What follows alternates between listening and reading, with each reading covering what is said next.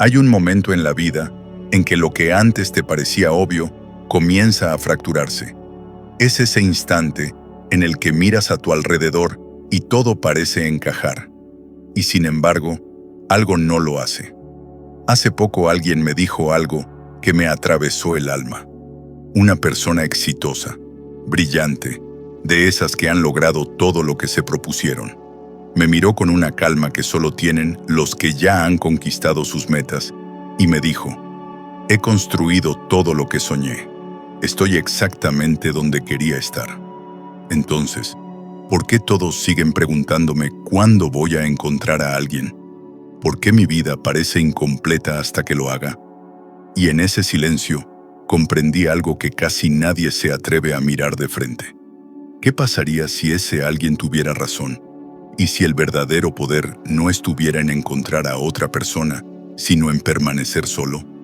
No por miedo, ni por heridas, sino por una claridad que la mayoría no soporta ver.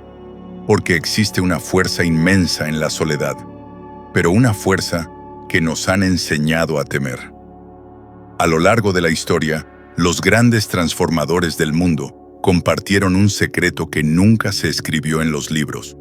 Muchos de ellos caminaron solos. No por accidente, sino por diseño. No porque nadie los entendiera, sino porque entendieron algo que el resto no podía. Que hay un tipo de libertad que solo florece cuando no está siendo definido por otro. Que hay una profundidad de presencia que solo nace cuando no estás intentando sostener una historia compartida. Y entonces la pregunta deja de ser ¿por qué están solos? Y se transforma en algo mucho más incómodo. ¿Por qué nosotros no podemos estarlo? Porque si miras bien, verás que lo que te vendieron como amor muchas veces fue solo una forma sofisticada de dependencia. Te dijeron que la plenitud llegaría cuando encontraras a alguien, que la felicidad sería compartida o no sería real. Pero eso fue una programación. Lo que nadie te explicó es que la soledad no es un vacío. Es un campo de entrenamiento. Un espacio donde el alma deja de fingir y comienza a recordar quién es. Cuando dejas de buscar afuera lo que solo puede despertar adentro, algo se enciende. Una claridad feroz.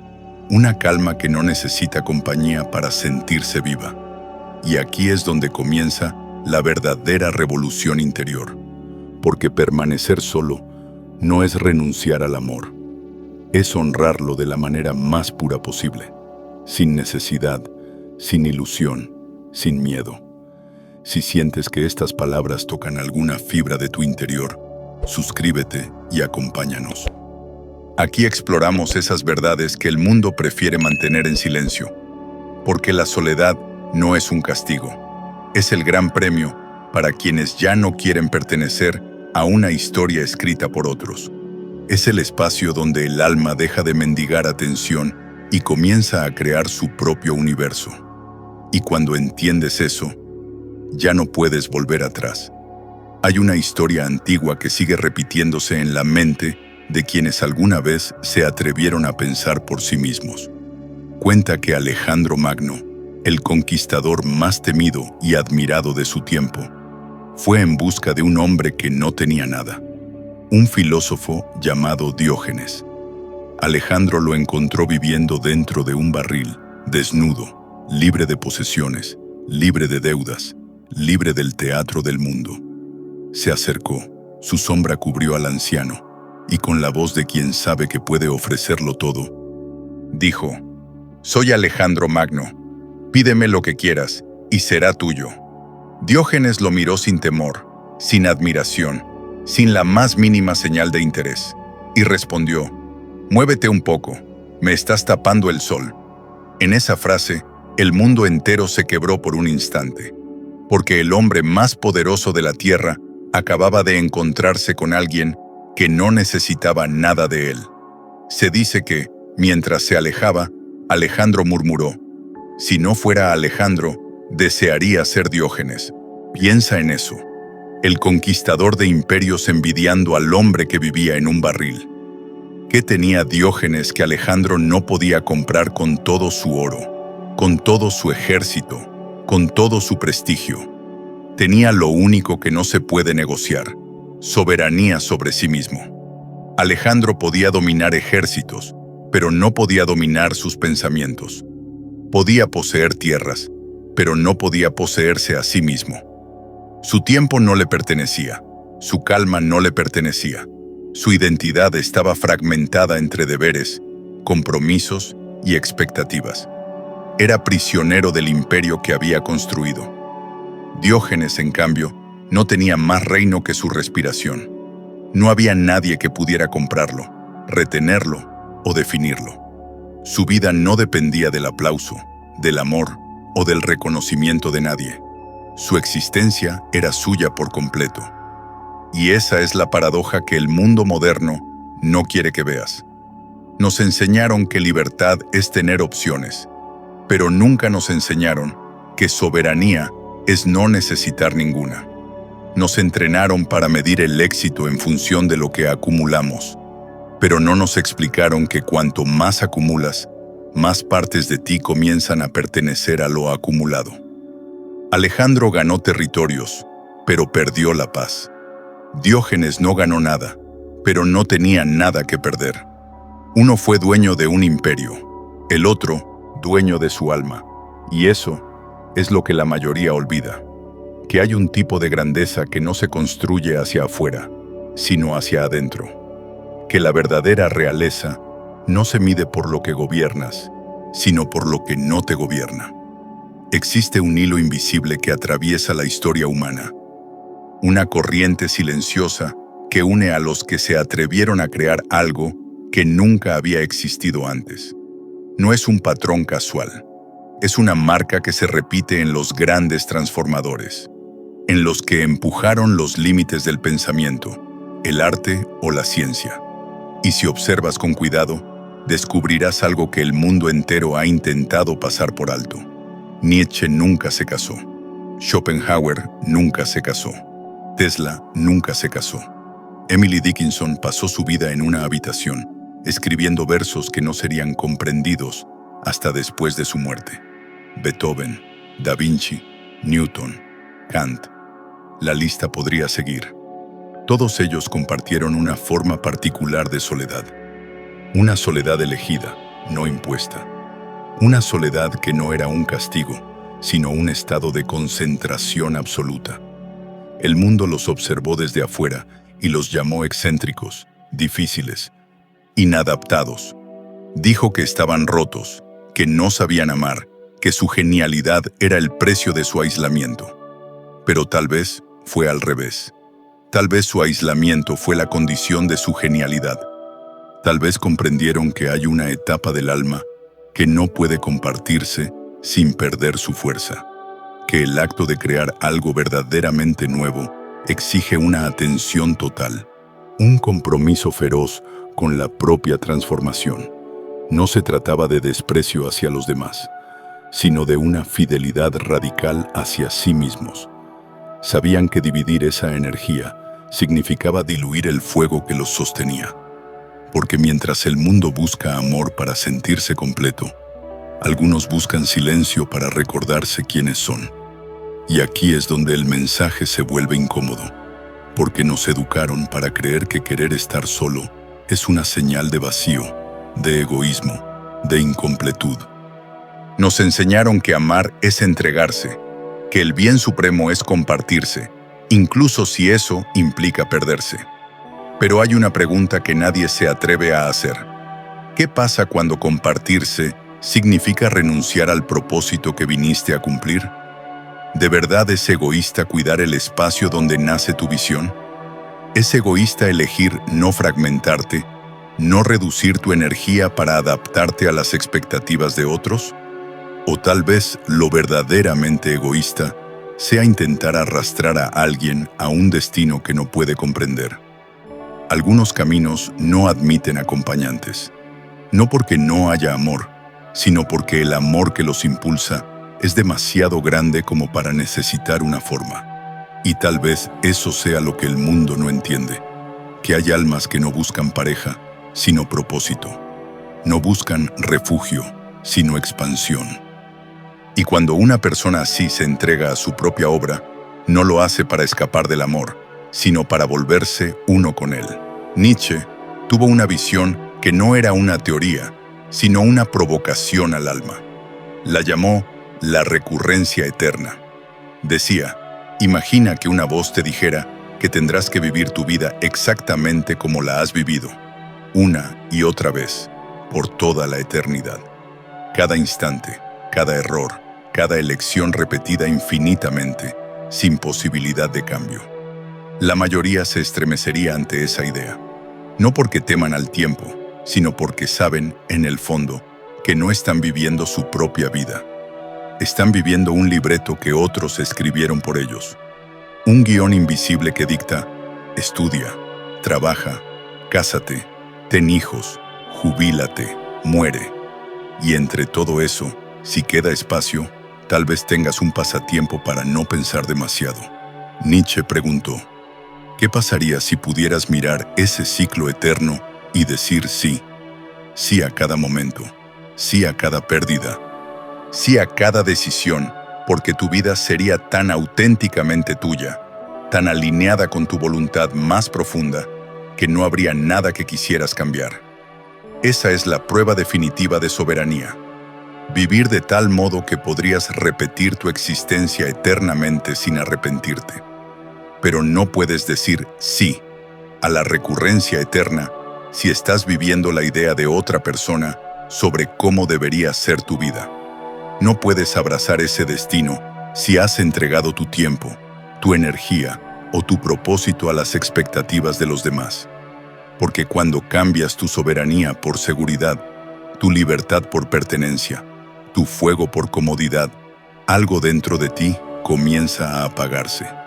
Nietzsche no estaba en contra del amor, estaba en contra de ese tipo de amor que te reduce, que te vuelve manejable, que te enseña a no brillar demasiado.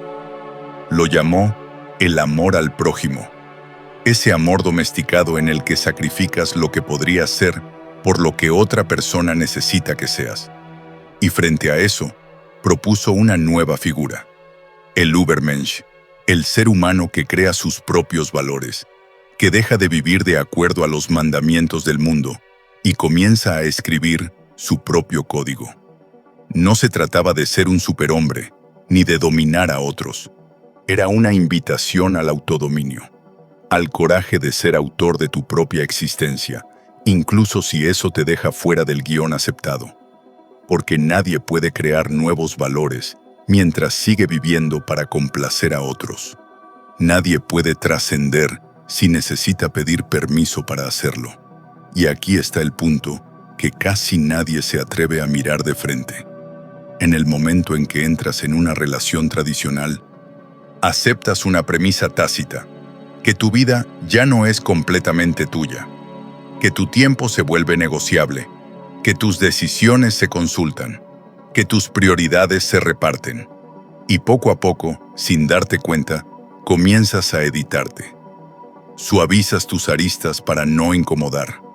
Reduces tus sueños para no parecer egoísta. Moldeas tu voz para mantener la paz.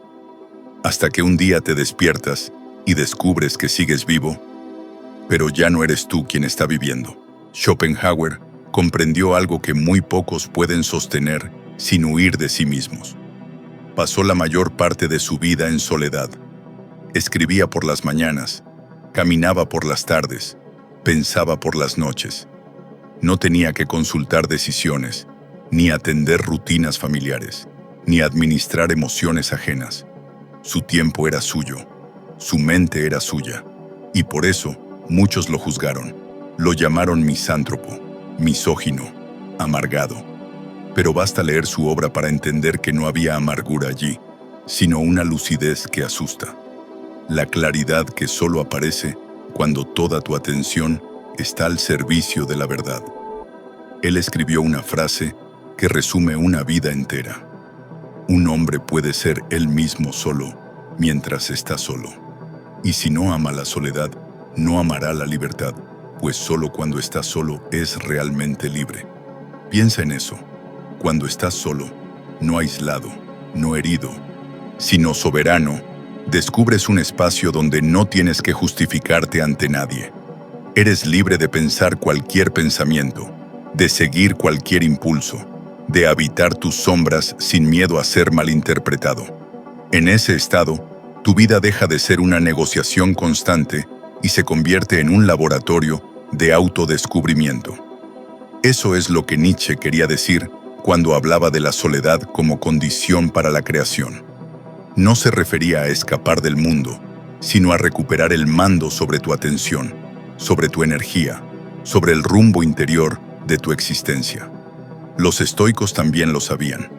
Enseñaron que solo hay una cosa que realmente puedes controlar: tu mente. Todo lo demás, las circunstancias, las pérdidas, las personas, está fuera de tu alcance. Marco Aurelio, emperador de Roma, dueño de ejércitos, lo entendió en carne propia. En sus meditaciones dejó escrito: tienes poder sobre tu mente, no sobre los acontecimientos externos.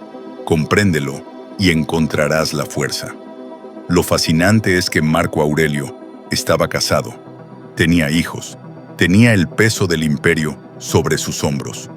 Y en sus escritos se siente ese cansancio, esa lucha silenciosa por no perderse en medio de tantas demandas. Encontraba paz solo en los momentos en que podía escribir para sí mismo. Allí se recordaba una y otra vez que la verdadera tranquilidad no proviene del mundo, sino de la mente que lo contempla. Esa es la esencia del pensamiento estoico. La libertad no se encuentra al escapar de las circunstancias, sino al dejar de ser esclavo de ellas. Y entre sus enseñanzas más poderosas está el memento mori: recuerda que morirás, no como advertencia sombría, sino como liberación. Recordar la muerte no es una obsesión con el final, es una llamada a despertar al valor del tiempo, porque tu energía, tu atención y tu vida son finitas, y cada minuto que gastas administrando el clima emocional de otra persona es un minuto que no dedicas a cultivar tu mente, a fortalecer tu espíritu o a crear aquello que solo tú podrías dejar al mundo. En una relación, gran parte de la energía se consume intentando sostener equilibrios, calmar ansiedades, llenar vacíos. Pero cuando entiendes que cada día es un fragmento irrepetible de tu eternidad, algo dentro de ti se niega a seguir gastándose en lo que no te pertenece, y comienza, poco a poco, a elegir el silencio. No el silencio de quien se aísla, sino el de quien ha dejado de pedir permiso para estar en paz. Hay una verdad que pocos soportan mirar de frente: la de la libertad absoluta. Los existencialistas no la romantizaron, la comprendieron de forma aterradora y al mismo tiempo liberadora. Sartre lo dijo sin rodeos: estamos condenados a ser libres. Condenados, porque esa libertad no es un regalo, es una carga. Ser libre significa no tener a quién culpar. No puedes señalar a tus padres, a tu educación, al destino, ni siquiera a tu pareja. Cada decisión, cada paso, cada renuncia, te pertenece. Y eso duele, porque la libertad desnuda te deja solo frente al abismo de lo posible. Por eso tantos huyen de ella. No porque no quieran ser libres, sino porque la libertad exige demasiada responsabilidad. Y el refugio más común, el más elegante de todos, es la relación, el matrimonio, la pareja, el compromiso. Son las formas más respetables de escapar del vértigo de la autonomía. En el momento en que te unes a otro, encuentras una coartada perfecta para no seguir tu propio llamado. Habría cambiado de vida, pero debemos pensar en nosotros. Hubiera tomado ese riesgo, pero mi pareja necesita estabilidad. Habría perseguido ese sueño, pero tengo que cuidar lo que tenemos. Y así, lentamente, la carga de la libertad se disuelve en la tibieza de la justificación compartida. Lo que antes era un horizonte abierto, se convierte en un mapa trazado a dos manos. Y sin darte cuenta, ya no eres el autor de tu vida. Eres un personaje dentro de una historia que otros también escriben. Pero los existencialistas sabían que vivir auténticamente es justamente lo contrario. Es tener el coraje de enfrentar la vastedad del mundo sin muletas emocionales, sin pretextos, sin delegar el timón de tu existencia. Es crearte a ti mismo momento a momento, sin garantías, sin certezas, sin un nosotros que te sirva de excusa. Emily Dickinson lo comprendió de manera casi mística. El alma elige su propia sociedad y luego cierra la puerta, no por frialdad, sino por fidelidad a sí misma, porque hay una profundidad que solo florece en el silencio, una verdad que solo puede brotar cuando nadie más está dentro de tu mente tratando de moldearla. La creación, la autenticidad, la libertad, todas exigen una dosis de soledad. Camus llamó a esto la rebelión, la decisión de no rendirse ante el absurdo, de seguir creando sentido incluso cuando el mundo carece de él.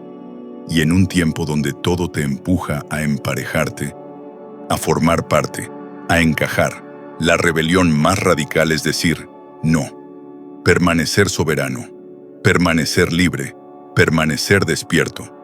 Carl Jung comprendió una verdad que desmonta uno de los mitos más poderosos y dañinos de nuestra cultura: la idea de que necesitamos a otra persona para sentirnos completos. Crecimos escuchando que en algún lugar existe nuestra otra mitad, nuestra alma gemela, ese ser destinado a llenarnos lo que creemos vacío. Pero Jung habría sonreído ante esa fantasía y respondido con firmeza: ¿quieres plenitud? Deja de buscarla afuera, empieza a mirar adentro. Para él, la verdadera realización no ocurre al fusionarte con otro, sino al reintegrarte contigo mismo. Llamó a este proceso individuación, el viaje interior de unir las piezas fragmentadas del alma, de reconciliar las partes que negaste, las emociones que reprimiste, las sombras que proyectaste sobre otros, porque eso hacemos constantemente, proyectar. En lugar de asumir lo que nos pertenece, lo colocamos sobre la figura del otro. Le atribuimos nuestra ternura reprimida, nuestra fuerza no reconocida, nuestra ira no resuelta. Y así, la relación se convierte en un espejo distorsionado, donde cada uno ve su propio reflejo incompleto. Pero el camino de la individuación exige el gesto más valiente de todos: retirar esas proyecciones, dejar de esperar que alguien más cargue con lo que tú no has querido mirar. Desarrollar dentro de ti la intuición que atribuías a lo femenino, la determinación que atribuías a lo masculino. Convertirte en una totalidad viva, donde ambas energías coexisten, dialogan, se equilibran.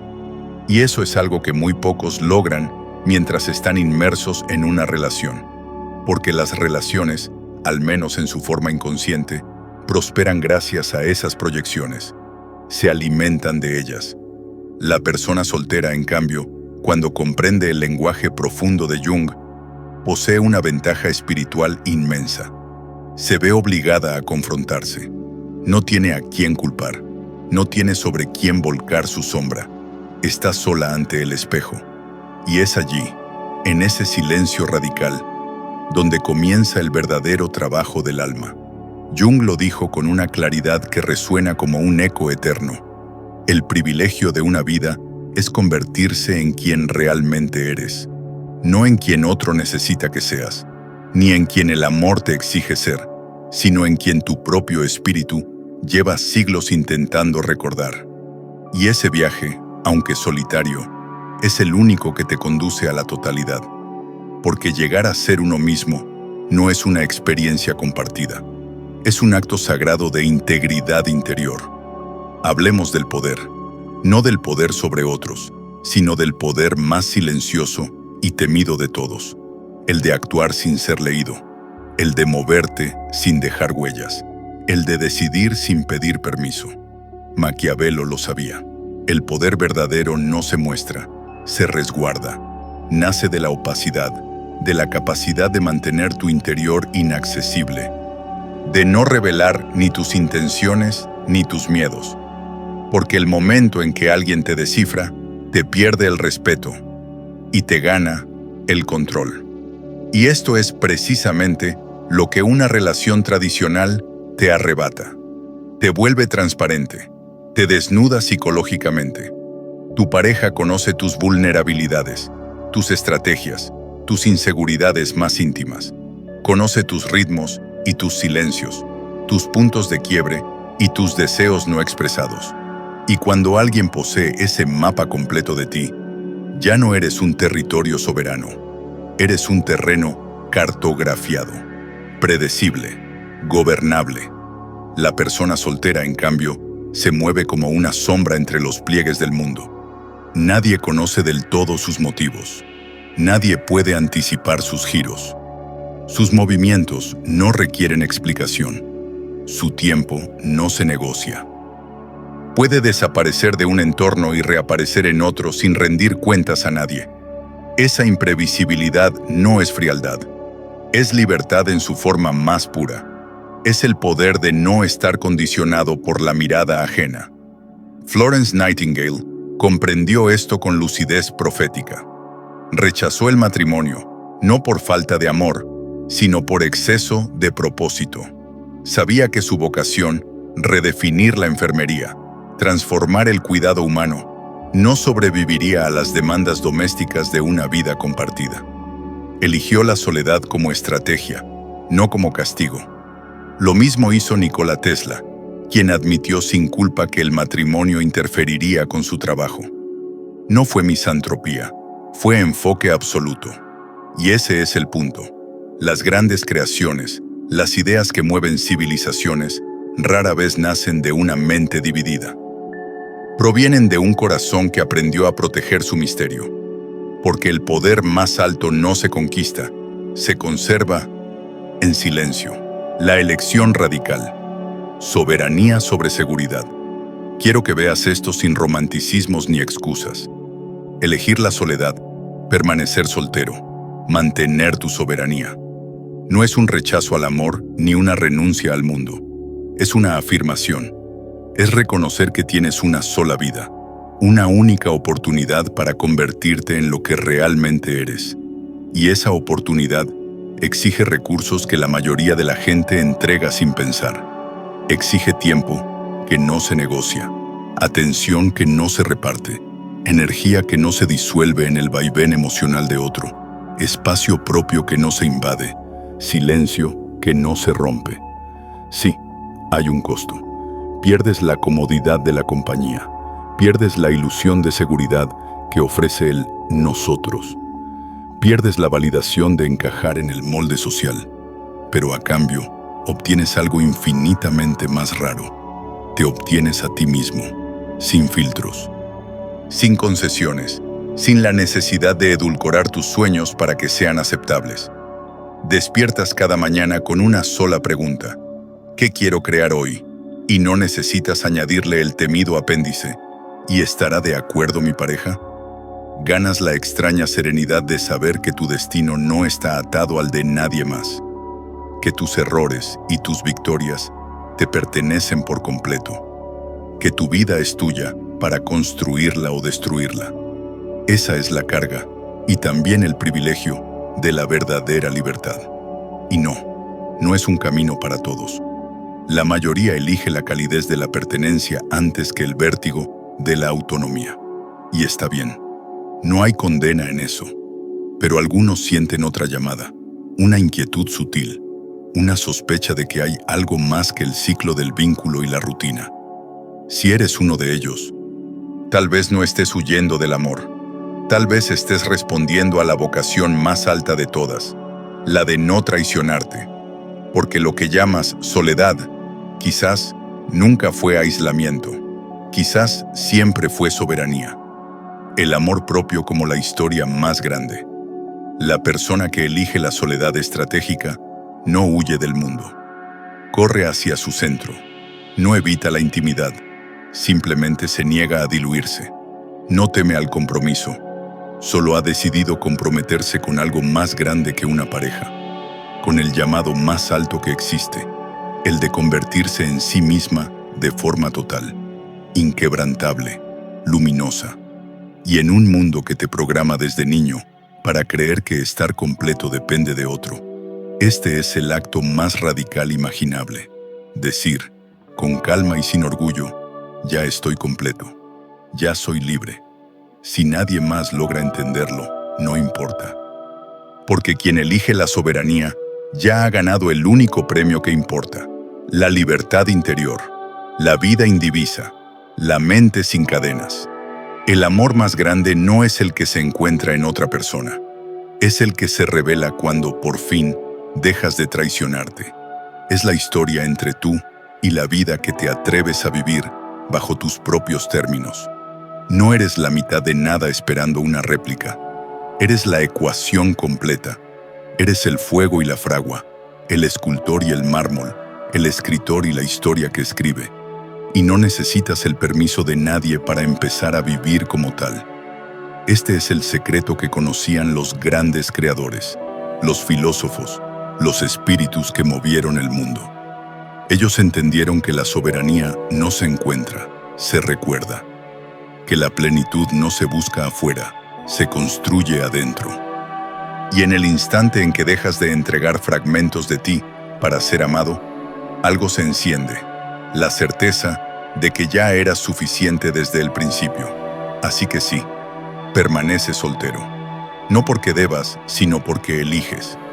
Porque has comprendido que lo que ganas, tiempo indiviso, energía intacta, identidad sin negociar, vale infinitamente más que lo que dejas atrás. Porque ya has probado la libertad. Y después de eso, nada más sabe igual. Si sentiste que estas palabras tocaron algo en ti, suscríbete al canal. Hay mucho más por descubrir, muchas otras verdades que esperan ser recordadas. Y antes de irte, elige uno de los videos que ves en pantalla. Quizás el siguiente sea el que te muestre la pieza que todavía falta por despertar.